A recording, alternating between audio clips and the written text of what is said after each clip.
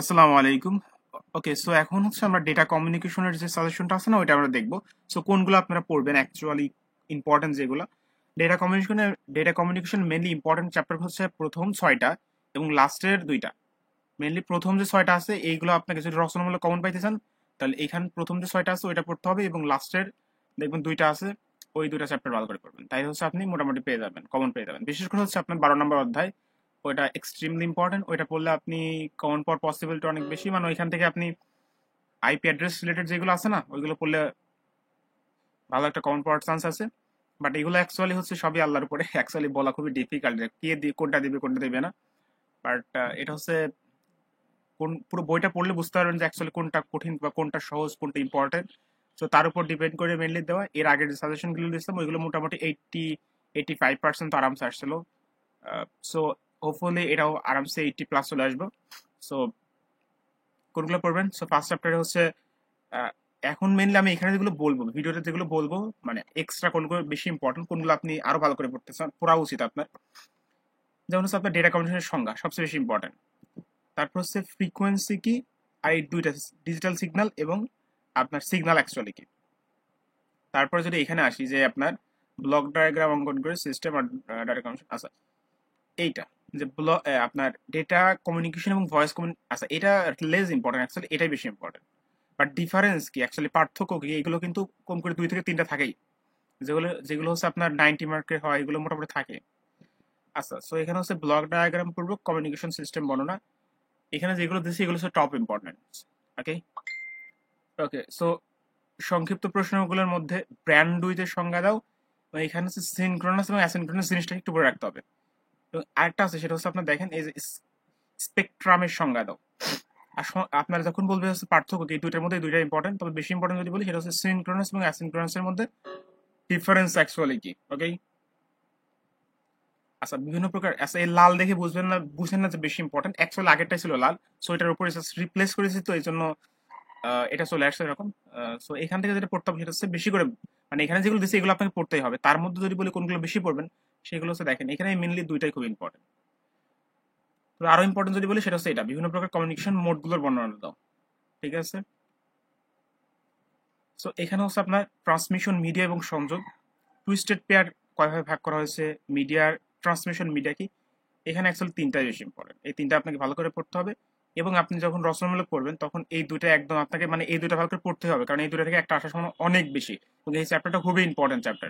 ঠিক আছে, আবার এখানে আপনার এই যে কোঅ্যাক্সিকাল যেটা আছে এটা পড়তে, এটা পড়বেন, এবং হচ্ছে আপনার এই দুটো মানে এগুলো বুঝতে, এর মধ্যেও আপনি কোনগুলো বেশি করে পড়বেন। ঠিক আছে, এটা হচ্ছে আপনার ফাইবার অপটিক্যালের সুবিধা এবং অসুবিধা, এগুলো দেখবেন আসবে, সুবিধা অসুবিধা পার্থক্য মেনলি এখানে এগুলো আসে।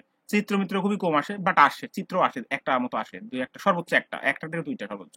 বাট পার্থক্য এবং সুবিধা এগুলো কিন্তু আসে, সুবিধা অসুবিধাগুলো কি। আচ্ছা আপনাকে অবশ্যই দিবে হচ্ছে ফুল ফর্ম লেখাটা। সো ফুল ফর্মের মধ্যে এখানে চারটা বেশি ইম্পর্টেন্ট, সবচেয়ে বেশি ইম্পর্টেন্ট হচ্ছে এই তিনটা ভালো করে পড়তে হবে। মডুলেশন কি, তারপর হচ্ছে মডুলেশন এবং ডিমডুলেশনের প্রয়োজনীয়তা কি, এক লাইনে তো লিখতে বলতে পারে আপনাকে। এখান থেকে এটা খুব ইম্পর্টেন্ট, মানে এটা মারাত্মক ইম্পর্টেন্ট যদি বলি। এখন আসবে কি আসবে না দ্যাট ইজ, এটা হচ্ছে অন্য একটা কথা। বাট আপনার হচ্ছে কোনগুলো বেশি ইম্পর্টেন্ট যেগুলো আপনাকে পড়তে হবে তার মধ্যে থেকে এখন দিবে হয়তো, এটা না দিলে অন্য একটা দিবে। সো এইভাবে মেনলি চলবে, বাট এগুলো খুবই ইম্পর্টেন্ট। ঠিক আছে, আপনি এগুলো ভালো করে বুঝতে হবে, বুঝে পড়লে it's will be easy peasy for you. Okay, আচ্ছা তারপর হচ্ছে ব্লক ডায়াগ্রাম সহ এই দুইটাই ভালো করে পড়তে হবে আপনাকে। মেনলি প্রথম 6টা চ্যাপ্টার আপনাকে যা দিব ওইগুলো পড়তে হবে। ডিজিটাল মডুলেশন সংজ্ঞা, লাইন কোডিং কি, ব্লক কোডিং কি, অবশ্যই নিশ্চয়ই একটাও আপনি মুখস্থ করে পড়ে যদি পড়তে চান, মুখস্থ করে পড়তে গেলে আপনি ভুলে যাবেন।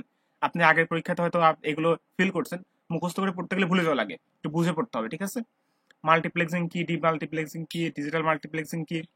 তারপর এখান থেকে হচ্ছে আপনার যদি বলি সেটা হচ্ছে আপনার এই যে একটা যে আপনার পার্থক্যটা কি, পার্থক্য যেগুলো থাকবে, সুবিধা অসুবিধা যেগুলো থাকবে ওগুলো পড়তেই হবে ভালো করে।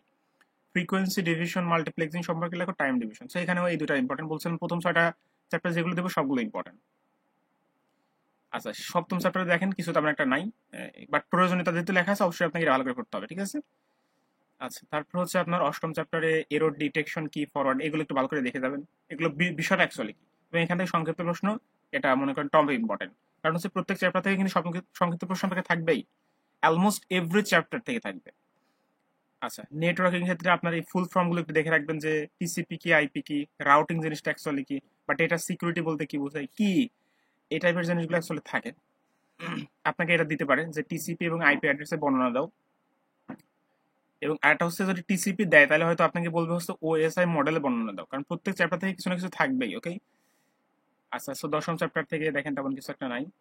আচ্ছা, এখান থেকে আপনার বলবে ফুল ফর্ম লিখতে, এসএমটিপি কি, তারপরে এফটিপি কি, বিশেষ করে এফটিপি এবং এসএমটিপি এই দুটো বেশি ইম্পর্টেন্ট, ঠিক আছে।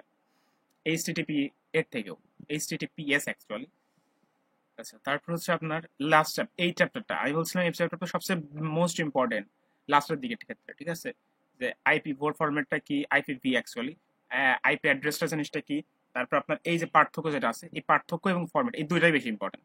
মানে এই চ্যাপ্টারে আসলে ইম্পর্টেন্ট আমি বলবো কোনটা বাদ দিয়ে কোনটা মানে দিব, এটা হচ্ছে মেনলি ঝামেলা গেছিল। তো এখানে সবগুলো ইম্পর্টেন্ট, এখানে আপনাকে সবগুলোই পড়তে হবে, যেগুলো দিয়েছে একটা বাদ দেওয়া যাবে না।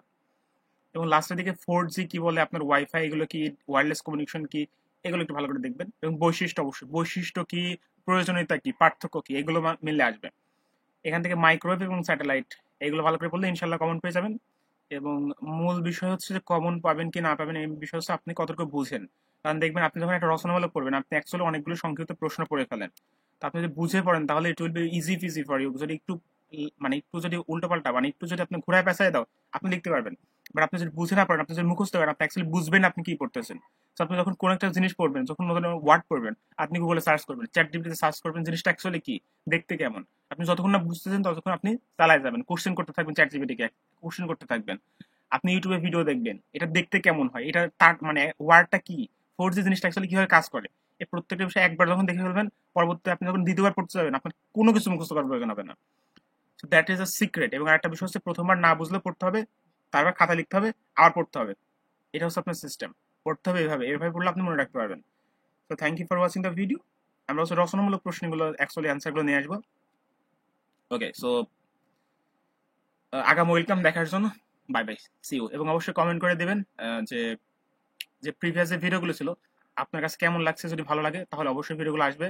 আর যদি if you feel that's not important for you or not helping you, then it will be other thing, যেটা না করা I think better. So thank you for watching the video, bye by.